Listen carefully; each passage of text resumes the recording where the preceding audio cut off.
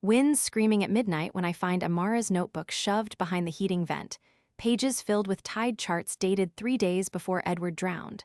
My fingers tremble so hard the paper crackles like old bones. God, she knew the storm was coming when she planned that damn picnic. Downstairs, Christopher laughs at something she says, oblivious. I press my forehead against the cold windowpane, watching my breath fog over their wedding photo taped to the glass. I shouldn't be holding this, I whisper to Edward's ghost in the reflection. But you'd want to know, wouldn't you? If you knew the truth. The floorboard creaks outside my door. Amara's shadow pauses in the hallway. I freeze. Josephine, 65, widow clawing at secrets that might poison the only family I have left, and tonight I think I'll make a terrible mistake. Hook line, AMA if you've ever held proof your daughter-in-law might have killed your husband. Glass crunches under my slippers as I corner Amara in the hallway, my silk robe flapping against my shaking knees. She's clutching that damned wedding photo of Christopher and her, the one Edward framed with his own hands before. You never deserved him, I hiss, my voice raw like sidewalk scrapes.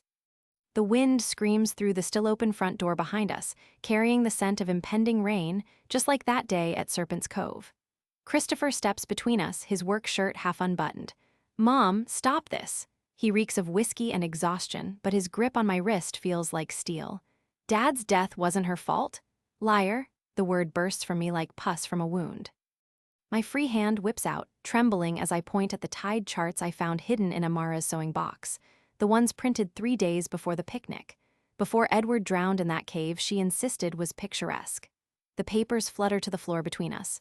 You knew the storm surge would trap him. You researched it. Why, Amara? Was the life insurance not enough? Did you want the house too? Amara's eyes dart to Christopher, wide and wet.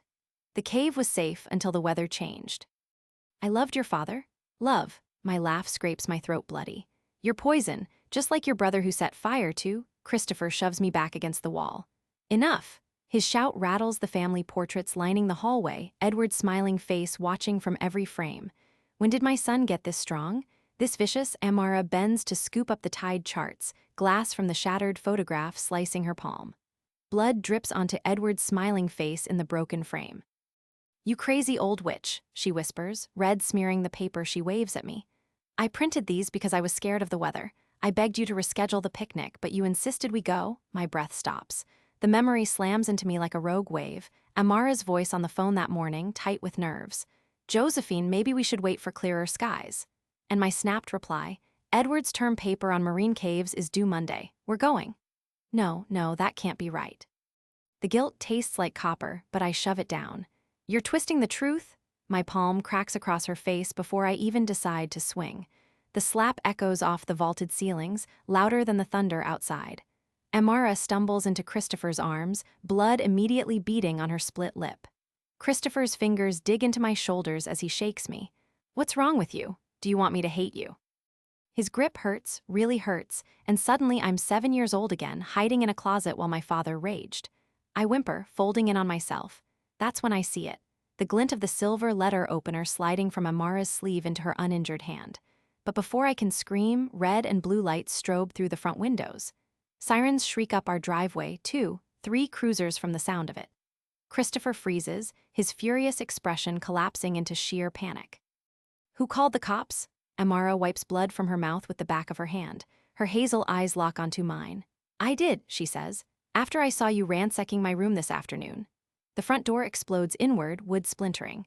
3 officers rush in, shouting commands I can't process. My gaze stays glued to Amara's tiny smile as the letter opener disappears back up her sleeve.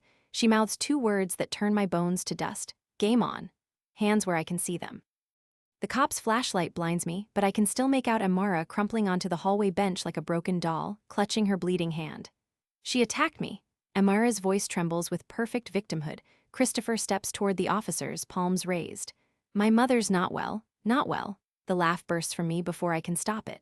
Check her left sleeve. She has a letter opener. 3 cops draw their guns. My heart kicks against my ribs so hard I taste bile. Amara locks eyes with me as she slowly pulls the silver blade from her sleeve, handle first. It's Josephine S., she tells the lead officer, tears tracking through her bloody lip. She left it in my dresser after searching my room. I brought it down to return it. Christopher's legs buckle against the wall paneling. Jesus, Mom, you went through her things? Rain lashes the blown-open front door as the officer in charge signals his partner to cuff me.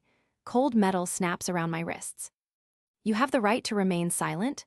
"Wait," I thrash against the grip, pulling me toward the door. "Check my file cabinet. The adoption papers prove everything." The room freezes. Christopher makes a sound like a gut-shot deer. Even Amara's choking sobs die mid-breath. "What adoption papers?" Christopher's voice scrapes the bottom of his vocal cords. Amara stands abruptly. Blood drips down her wrist as she points at me. "She stole you." "I found the documents last week. Fake lawyer letterhead, forged signatures, everything. Your real mother was 18 when she died giving birth to you." My skin turns to ice. The hallway tilts left, then right. Christopher stares at me, his baby face, Edward's face, collapsing into an unrecognizable mask. "Is this true?" whispered. Broken. "It's not," I begin, but Amara cuts me off. "She kept you from your real father, too. That's why he showed up at the picnic, Christopher." The man she claimed was a drunk stranger? Memory carves through me like the letter opener's blade. Edward shoving that screaming man off the cave ledge. The flash flood roaring in seconds later, swallowing them both. Christopher screaming on the beach behind me, age 7. The lead officer flips open his notebook. "Who was at Serpent's Cove 3 years ago during the drowning?" Amara smooths her blood-streaked hair. "Josephine arranged the whole picnic to lure Christopher's bio dad, the man who framed my brother for arson. She knew the cave would flood." "That's a lie." My shout cracks the air. "Her brother died in prison because he set 3 fires, murdered his own." Glass explodes inward from the living room window. Yellow flames lick at the curtains as smoke billows into the hallway. Amara drops to the floor, the now bloody letter opener clutched in her fist, but a dark wet stain spreads across my left sleeve. "Did she stab me? When?" Blackness fringes my vision as Christopher hauls me toward the back door. His hands on my arm feel just like Edward's did that day in the cave, rough, desperate, guilty. His whisper rasps against my ear. "Did you really fake being my mother?" Before I can answer, the front door blows clear off its hinges with a deafening whump. Fire rips through the entryway in an amber roar. An officer's radio squawks through the chaos. Code 6. Possible suspect fleeing south on foot. Amara crawls toward us through the smoke, the letter opener raised like a crucifix. Whether it's meant to cut the restraints or my throat, I'll never know.